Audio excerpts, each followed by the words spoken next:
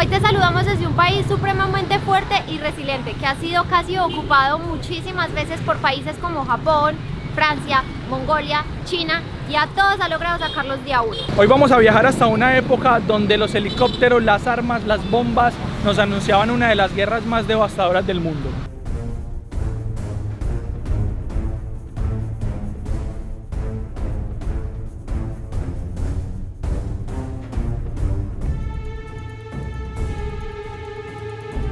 Hoy te vamos a contar todo eso que no sabías sobre la guerra de Vietnam y vamos a empezar este recorrido en la capital, Hanoi, que fue supremamente importante para este conflicto. Esta historia comienza mucho antes, cuando Francia tenía a Vietnam como colonia y perdió control después de la Segunda Guerra Mundial. En el 45 se proclamó la independencia de Vietnam. A Francia como que eso no le gustó mucho y trató de retomarlo, dando lugar a la guerra Indochina. Francia perdió y Vietnam quedó completamente dividida. El norte, que es donde estamos ahora, que es completamente comunista, y el sur, anticomunista. Pero adivinen quién se metió en esta colada. Obvio, Estados Unidos. Y empezó a apoyar el sur con sus ideas anticomunistas.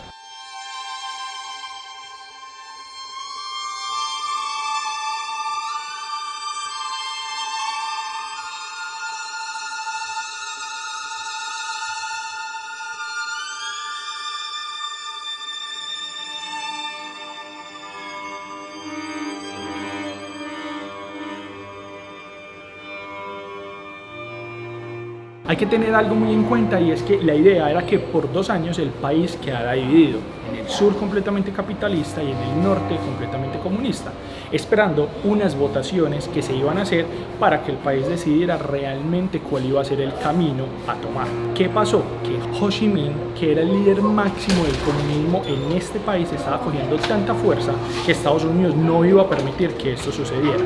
Por eso empezó a meter consejeros militares y adicional armamento de guerra.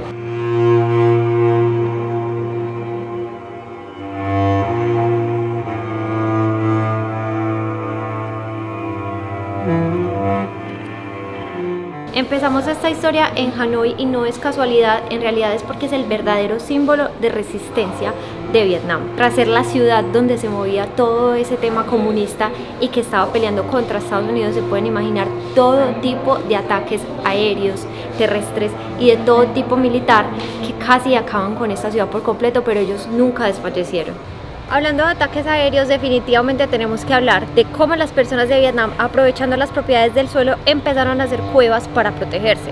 Estados Unidos, dándose cuenta de esto, empezó a rociarlos con un montón de químicos, incluido el agente naranja, que a hoy todavía genera problemas en el ambiente y en la salud de los vietnamitas, incluso con personas que todavía nacen con malformaciones de cuenta de esa contaminación de hace muchos años.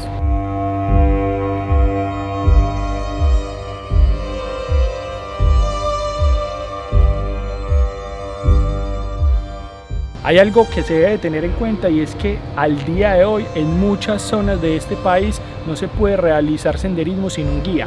Para ir a estos lugares tienes que ir con estas personas que saben los caminos seguros en los cuales los puedes recorrer. Hay muertes que suceden el día de hoy a causa de esas minas que están enterradas.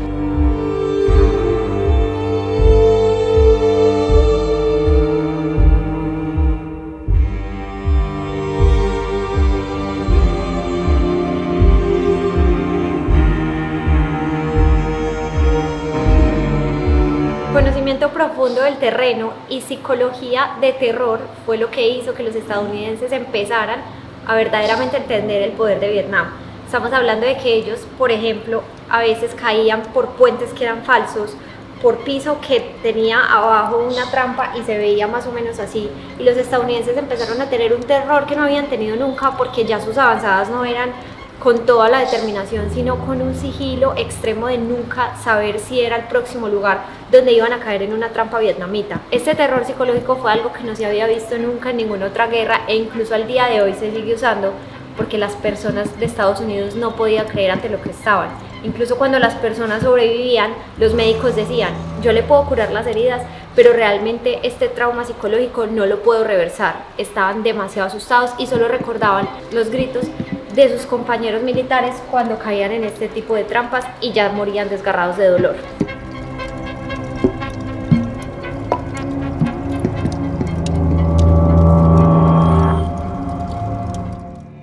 Para continuar con esta historia que les estamos contando, nos hemos movilizado hasta una ciudad que antes se llamaba Saigón.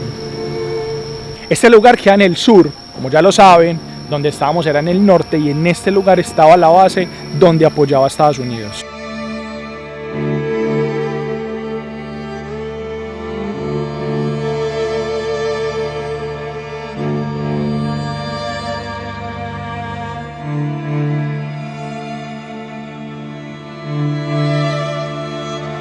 En este momento entonces acabamos de llegar como a la zona más emblemática, que de hecho ha recibido muchos títulos y aparte también reconocimiento de la UNESCO, y son los Khuchi Tunnels, que son todos esos túneles que permitieron que la resistencia se diera y que las personas se pudieran proteger.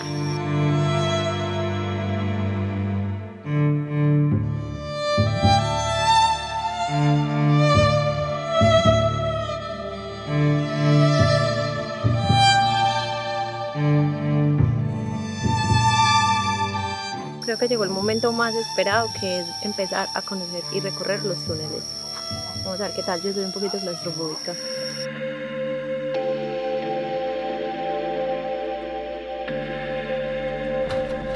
No, literal, yo.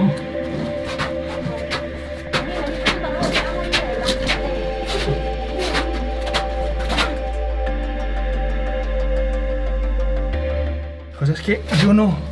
O sea, literal estoy agachado del todo y miren la cabeza. O sea, no me da. Me toca caminar así. Uy, marica. La gente tenía que ser muy chiquita para poder pasar por acá.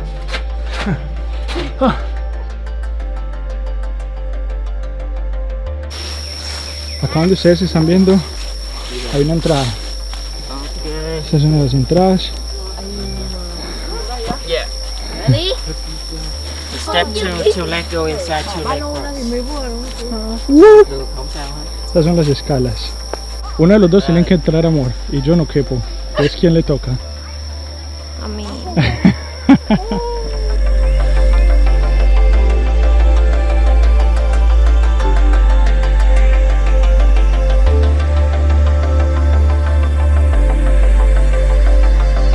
El túnel conduce de acá hasta por allá.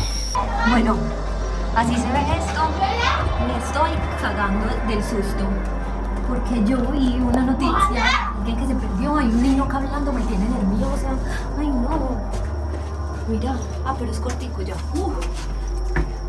Excelente terapia para los claustrofóbicos.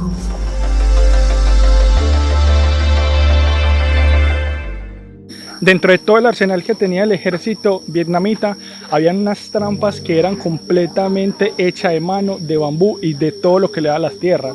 Pero adicional a eso, lo que hacían era que en los bambú, cuando tenían estacas que caían a la tierra y los del ejército estadounidense se clavaban, le ponían veneno de serpiente en las puntas para que fuera más efectiva su muerte. No solamente se aporrearan, sino que ese veneno les afectara y los matara. Por estos huequitos entraban los del ejército vietnamita y era muy difícil desplazarse. Que fuera difícil desplazarse, eso tenía una razón, y era que ellos eran de una contextura flaquita, pequeña, pero adicional era para que los animales les dificultara ingresar, y obviamente a los del ejército, para ellos era muy difícil ingresar a estos lugares. En este momento vamos a bajar donde estaba la zona como del hospital, donde cuidaban a los militares heridos, pero eso es algo muy interesante. De hecho, ellos hasta cierto punto incluso tenían túneles de entretenimiento para que los militares que estaban todo el tiempo en la guerra pudieran ir, por ejemplo, a escuchar música o a tomar algo, y todo esto sucedía bajo los túneles, o sea, la vida completa sucediendo bajo tierra.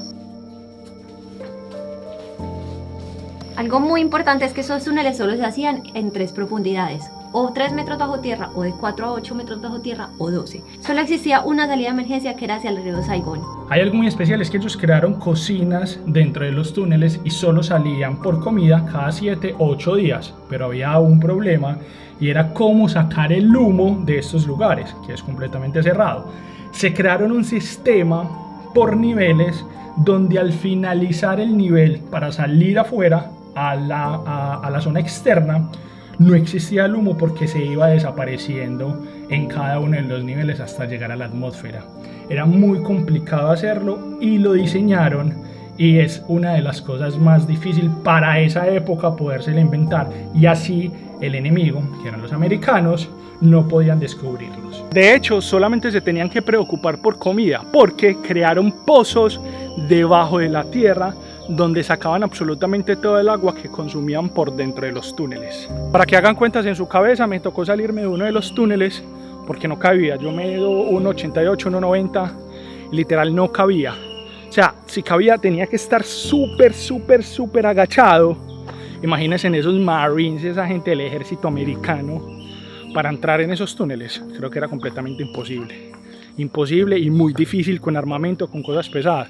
Yo llevo esta maleta, la cámara, y pasar así agachadito, muy cerradito, prácticamente gateando a una mano, era imposible. Me tocó salirme. Nos atrevemos a decir que el bambú era el bien más preciado que ellos tenían en la selva. Construían, comían, hacían armas, se refugiaban, hacían casas, absolutamente todo con el bambú de esta zona. Al día de hoy todavía hay muchos árboles de bambú con lo que siguen utilizando y con lo que siguen preservando todos estos túneles. Créanme que una cosa es contarlo y otra cosa es vivirlo. Esté abajo, con bombas encima, armamento adentro, inteligencia, tiempos, por dónde está el enemigo, con muy poquita tecnología, creo que nulo de tecnología, completamente rudimentario, poder asustar al ejército más grande del mundo, es increíble. Yo estoy cansado por pasar 6 metros en 4 minutos. Esa gente pasaba días dándole y dando, construyendo, metiéndose, organizando, atacando al enemigo. Mis respetos para los vietnamitas. Miren, todavía conservan la cocina y miren el humo que trae. Después de que les expliqué todos esos niveles para poder que saliera el humo, miren lo que sabe, absolutamente nulo, no era prácticamente imperceptible. Solo cocinaban por la mañana para que se pudiera mezclar con la neblina, o sea que prácticamente era muy difícil que descubrieran dónde estaban cocinando. Esto yo no sé qué, yo no sé si ingeniería, yo no sé, pero estamos hablando de unas épocas muy difíciles y planearon absolutamente todo dentro de los túneles. Bueno, vamos a comer lo que ellos comían debajo de los túneles, que es como yuca con una mezcla de maní, azúcar y sal. Rico. Mero producto. Vamos a probarlo. Esto es como la yuca y esto los hacía sentir como satisfechos. El maní, el azúcar y la sal. A mí no me gusta la yuca, pero Pasa derecho. muy tesos vivir de esto. La parte más impresionante de todas es que la mujer fue demasiado necesaria para esta guerra. Ellas ideaban trampas, las hacían con todo lo que ustedes veían pues del bambú, hacían la comida y aparte cavaban también túneles haciendo que fueran medidas muy exactas por donde ellas, al ser más pequeñas, pasaban muy fácil, pero a los hombres les iba a costar un poco más y obviamente a los americanos imposible. Hay algo también muy especial que tenían, es que ellos no luchaban como los normales del ejército que tenían botas súper experimentadas para terrenos súper wow, waterproof, no, ellos peleaban con chanclas, o sea, literal, ellos iban a la guerra con estas chanclas, y no son cualquier chanclas, las chanclas las hacían con llanta de carro, con neumático, que cada vez se pone más difícil el tema de cómo ellos les tocó ganar esta guerra. Eventualmente el ejército americano empezó a ceder ante la falta de recursos y también ante la opinión pública que decía que se salieran de este país que no era suyo. Así que empezó así la vietnamización, el momento donde los americanos transfirieron toda la responsabilidad a las tropas vietnamitas del sur para que acabaran con los comunistas. En 1973, en París, Estados Unidos oficializa que se retira de esta guerra. 2 años más siguió la guerra entre el sur y el norte, los vietnamitas ya solamente involucrados en esta guerra, hasta que finalmente los comunistas tomaron esta gran ciudad de Saigón, la del sur, y la llamaron Ho Chi Minh, en honor al líder revolucionario que lideró toda esta guerra y por su espíritu revolucionario logró que los estadounidenses salieran y que ganara el comunismo.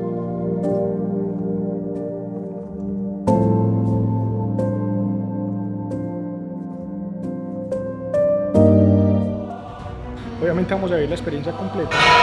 Eso quiere decir que vamos a disparar armas de guerra, las que usaron en la guerra de Vietnam.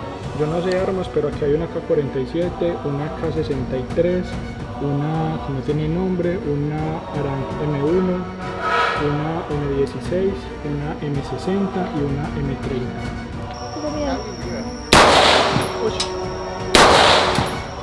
Hola, bueno.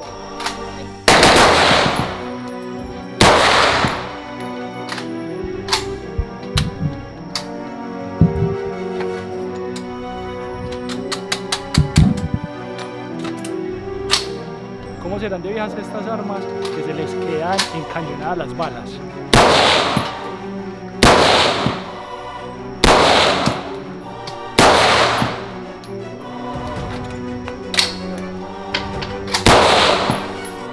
Y así, una de las guerras más estratégicas por parte del ejército vietnamita hace que esta sea la única guerra que haya perdido los Estados Unidos de Norteamérica.